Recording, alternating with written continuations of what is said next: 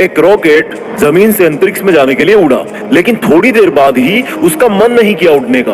उसको उड़ना बोरिंग लगने लगा। उसको उड़ते वक्त नींद आने लगी। सोचो क्या हुआ होगा उस रॉकेट का। उसका नाम रॉकेट से बदल के कचरा हो गया, क्योंकि वो जमीन पे गिर गया।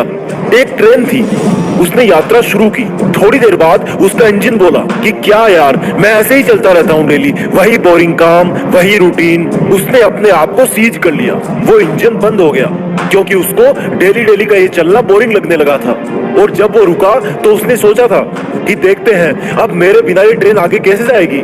लेकिन क्या हुआ, थोड़ी देर में रिपेयर टीम आई, इंजन को देखा, वो फिर से स्टार्ट हुआ। आखिर में इंजन बदल दिया गया और ट्रेन तो फिर भी चल पड़ी। क्या सीख मिलती है हमें इन दोनों किस्सों से? रॉकेट वाला किस्सा बताता है कि अगर तुम्हें अपना काम, अपनी पढ़ाई बोरिंग लगने लगी है ना, तो इसका मतलब अब तुम्हारी किस्मत का कचरा बनने वाला है, क्योंकि तुमने सीखना बंद कर दिया है। अगर तुम्हें पढ़ते वक्त आलस आने लगा है, तो इसका मतलब अब थोड़े दिनों में तुम्हारी लाइफ का कचरा बनने वाला है। अगर इसको कचरा बनने से बचाना है तो अपनी पढ़ाई, अपनी मेहनत जारी रखो। ट्रेन से क्या सीखने को मिला? अगर तुम सोच रहे हो कि ये काम सिर्फ मैं ही कर सकता हूँ, तो ये तुम्हारी सबसे बड़ी भूल है। अगर तुम पढ़ रहे हो, इसका मतलब ये नहीं कि इस दुनिया में सिर्फ तुम अकेले पढ़ रहे हो। अगर कोई जॉब जो तुम्हें चाहिए थी और अगर तुम बीच में ही पढ़ाई करने से रुक गए, तो वो जॉब कोई और ले जाएगा। ट्रेन को खींचने वाले तुम एक ही इंजन नहीं हो, बहुत सारे हैं। जो काम तुम नहीं करोगे वो कोई और कर देगा। तो फिर क्यों ना तुम अपने आलस को तोड़ के अपनी पढ़ाई में जी जान से लग जाओ, क्योंकि तुम्हारा पढ़ते रहना ही तुम्हारे स्टूडेंट होने की पहचान है।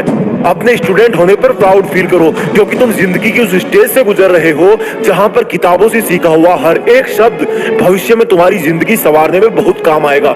ये पढ़ाई कोई बोझ नहीं है, बल्कि इस ज्ञान की नाव पर जो सवार हो जाएगा, उसको ये नाव कहीं पर भी ले जाएगी, अच्छे से अच्छा जॉब दिलाएगी, इज्जत, दौलत और शोहरत सब होंगे। घड़ी में टाइम देखना बंद करो। उधर तुम देखो या ना देखो, वो चलती रहेगी। अगर करना है तो पढ़ाई करो, अपनी मंजिल के पहाड़ पे चढ़ाई करो। तुम्हारा सिलेबस और किताबें तुम्हारे जैसे आईक्यू लेवल वाले स्टूडेंट्स के लिए ही बनाए गए हैं। इसलिए ये कहना बंद करो कि ये मुझसे नहीं होगा, और हाँ होगा, और वो भी सिर्फ तुझसे ही होगा। फिर भी पढ़ने और आगे बढ़ने का मन ना हो तो देखना अपने देश के झंडे की तरफ, कितने शान से वो लहरा रहा है। तो तू क्या नहीं चाहेगा उस झंडे के गौरव को और बढ़ाने के लिए तू खूब मेहनत करे, देश में तेरा नहीं बल्कि दुनिया में देश का नाम करे। जय हिंद, वंदे मातरम।